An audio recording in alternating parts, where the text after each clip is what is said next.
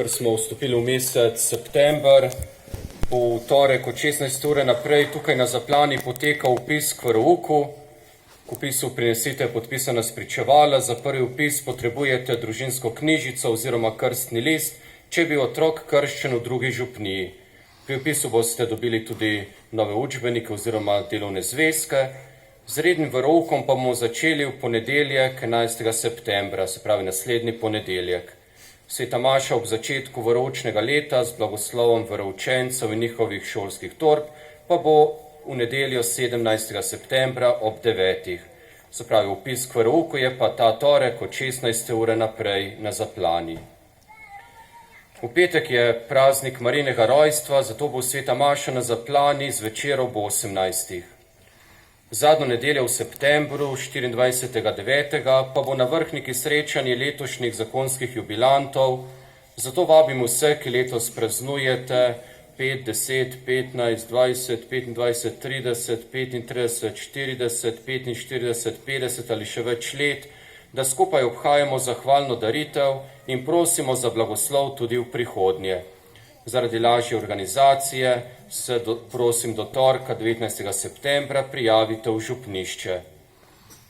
Župninska Karitas pa še naprej zbira poljske pridelke za ljudi v stiski, ki jih lahko oddate v času uradnih ur na Karitas.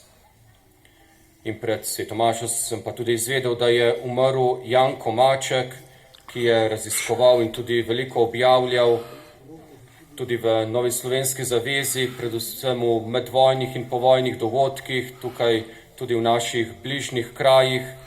In pogreb pokojnega Janka Mačka bo jutri v ponedeljek ob 5. popoldan v Šentjoštu. Na koncu se najprej lepo zahvalim gospodu Igorju Luzarju, da je prišel med nas.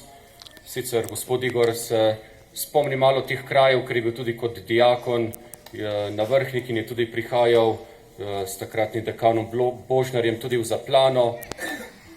Hvala za vse vaše besede, za vse spodbude, da bi res še naprej gojili ta spomin na pokojnega župnika Geuhelija, da ne bi na njega pozabili in da bi bil prav Geuhelij neka tista skala, na kateri bi tudi mi gradili tako to našo župnijo, kot tudi naše življenje. Hvala tudi vsem, ki vsako leto pripravite vse, da je lahko ta sveta maša tukaj prav na kraju mučeništva.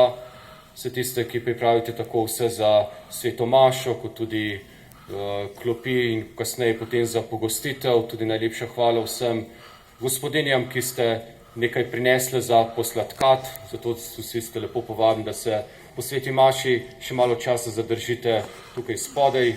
Upam, da že niso začeli. Hvala tudi seveda ministrantom in vsem ostalim bogoslužnim sodelavcem, še na poseben način tudi pevcem, ker brez njih tudi ta sveta maša ne bi bila tako lepa, kot je. Zdaj takoj po blagoslovu bomo prisluhnili samo še odlomku iz življenja o pokojnemu Jožefu Geuheliju. In seveda zaključili bomo pa sklepno pesmijo. Zdaj pa povabim še gospoda Igorja k besedi. Hvaležnost je spomin srca. Iskrena hvala za povabilo gospodu župniku in dekanu Mohorju, pa vam župnijskemu občestvu Zaplane in pa Vrhnike, da gojite ta živ spomin na te naše slovenske mučence, tukaj konkretno Jožeta Geuhelija. Prav tukaj v tem kraju imate, bi rekel, to senzibiliteto za to, kako je to pomembno, tudi kadar poročamo pristojnim v Vatikan, dikasterijo za zadeve svetnikov, za naše mučence 20. stoletja, kako je živ spomin in lahko to tudi podkrepimo, da se ljudje radi zberajo na kraju mučeništva, da se radi priporočajo, da je to živ spomin. Saj svetniki in blaženi so samo toliko živi, koliko so živi v našem molitvenem spominu. Bog daj, da bi bilo tako. Tudi, ko sem kot postulator za blaženega mučenca Lojzija Grozdeta, ko je bila beatifikacija leta 2010 v Celju, doživljal to veličastnost 30.000 glave slovenske množice, ki je vendar po tolikih desetletjih dobila prvega mučenca, ne kot ponos, ne kot samo veselje na tisto, ampak kot priznanje tudi temu delu naše slovenske zgodovine. In vam moram reči, ko me kot postulatorja prosijo sedaj, da bi bil razglašen tudi še za svetnika, za njegove relikvije, to so delčki posmrtni ostanki blaženega, sem še posebej vesel in presenečen, ko jih dobim iz take prošnje iz celega sveta. Zadnjič mi je pisal en ministrant iz Filipinov. Iz Filipinov je prosil za relikvije blaženega mučenca Lojzija Grozdeta. Pa iz Vietnama, kjer je cerkev še zmeraj v tako težkem položaju, kljub temu, da se nekoliko ureja. Pa potem seveda posod po Evropi. To je dokaz, da je tudi naši slovenski mučenci, da so vidni v svetu in da bi jih smeli še častiti tudi kot svetnike, se pravi na njihovo priprošnjo, tudi vse drugih svetniških kandidatov zgoditi čudež. In zato vas vabim, drage bratje in sestre, poleg te hvaležnosti, da vedno znova tako lepo organizirate tudi to spominsko svetomašo, da se jim radi priporočate. Koliko pa imamo stvari, pa vsak v srcu najbolj sam ve. Od različnih bolezni, osebnih težav, družinskih težav, priporočajmo se. In če smo uslišani, to povejmo. To je tista pot, ki vodi potem, pač taka je procedura cerkve, da tudi to prizna kot za blažene ali pa za svetnike. Naj bo res še lep dan, ki se je naredil, kot je omenil gospod župnik in dekan Mohor. Pred skoraj 30 leti sem bil tudi jaz že malo na zaplani, ne malo, ampak kot diakon, in imam v lepem spominu ta kraj in vse vas, ki sem jih takrat srečeval, in vam se priporočam v molitev in tudi vse to naše delo in poslanstvo naj vaša molitev spremlja. Vam želim še naprej lep in blagoslovljen dan, pa naj nas spremlja Božji blagoslov. Gospod z vami. In s tvojim duhom. Vsemogočni Bog naj vas svoji dobroti blagoslovi in vam da zveličavne modrosti. Amen. Vedno naj vas hrani z nauki vere in pomaga, da boste vztrajno delali dobro. Amen. Vaše življenje naj usmeri k sebi in vam pokaže pot miru in ljubezni. Amen. To naj vam podeli vsemogočni Bog, Oče in Sin in Sveti Duh. Amen. Pojdimo v miru. Bogu hvala.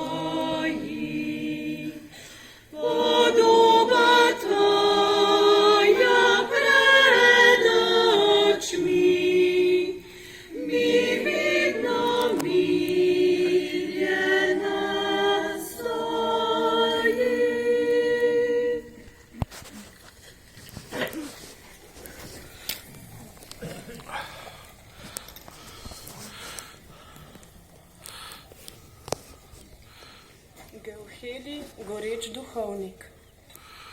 Iz zapisa v kroniki župnije Zaplana za 1940 in 1941 je razbrati njegovo veselje in zadovoljstvo nad poživitvijo vere med farani in zavzetostjo mladih za kulturno dejavnost.